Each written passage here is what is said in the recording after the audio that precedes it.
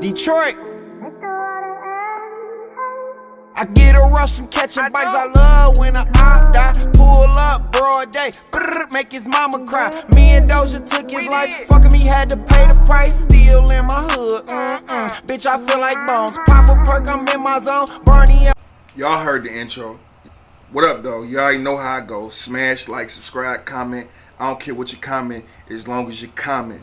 You dig? Shout out all my supporters. 1,000,000,000%. Hey, let's get straight into this video, man. R. Kelly, about 3 days ago, just got 30 years in the penitentiary for sex crimes. And he still got stuff in like Minnesota, I believe, Illinois. That's just his federal stuff. So he'd do about 85, 87% of that time. I think they jacked the number up to 87%, which in the feds they should have just kept it at 85 or lowered it. But you are also allowed to take certain classes that might knock off a year or two. But still, 87%, then 2 years taken off, bro. You're still going to be doing about 25 and a half years in prison. That's a hard. Let me look at y'all. That's a hard pill to swallow. Can you imagine? You see this little space I got right here? Can you imagine living in a room like this with another man for 25 and a half years of your life, 20 years of your life, 15 years of your life, on repeat?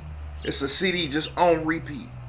The same 10, 12 songs, you're going to hear them every single day. And you got to pretend like you never heard it before. For real. How will R. Kelly live in prison? Probably the way he been gelling. It's clear that he was in general population with people. They have him call home on the phone and sing, and it sounded like he was unwilling to do it, but they put that pressure on him. I don't think R. Kelly too much of a thug, but he is from the streets. And he's not a smart guy. Not a huge guy, but he's not a small guy. I don't know how this is going to play out for him, man.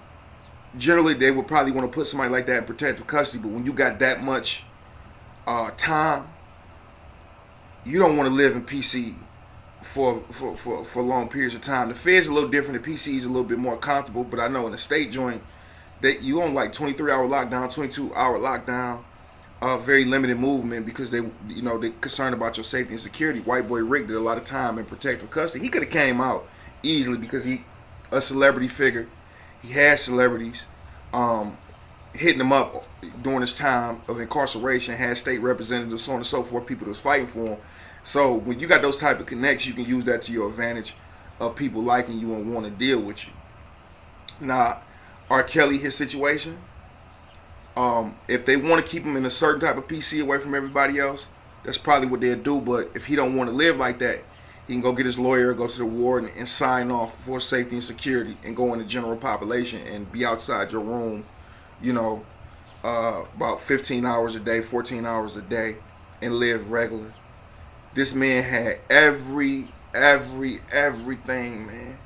He platinum CDs, platinum singles, hella streaming, record deals, wrote for people, hits on hits on hits, and to find out he got 30 years and he broke, couldn't buy himself out of jail. He didn't have a lot of cash and assets on hand. It's a sad story, man. To go from traveling all around the country, entertaining people, girls throwing their bras on stage. Drake said a line, "Women want to sleep with me like I'm them and they're me." That was his life. But he threw it all away for his desires, and those desires are strong. You can tell who a man is by the things he desires. And he threw all that away for some young women. Young women. I do agree with what Boosie said when he said that, he didn't force nobody against their will or so on and so forth, but he messed up on the age thing. He messed up on the age thing.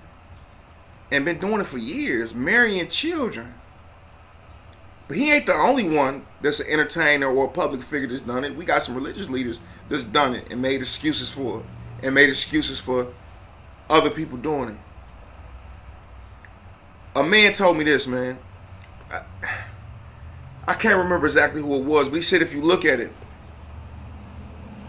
2 generations ago, our grandmothers, our mother's mothers, or our mother's mother's mother, 3 generations ago, they were 15, 16 years old marrying 30-year-old people because they had a couple pigs and some horses, and they marry them off. I can look at it like that. I can look at it like that. But in today's time, it's not accepted. In society, it's just not. It's not what it is. Man was on top of the world. 30 years in the joint. That's a long time, my baby. Long time. Peace and blessings be upon y'all. Stay away from them little girls, man. Stay away from drunk women. Stay away from any situation that could put you in a joint for a sex crime, because you are more likely to be a target than anybody else.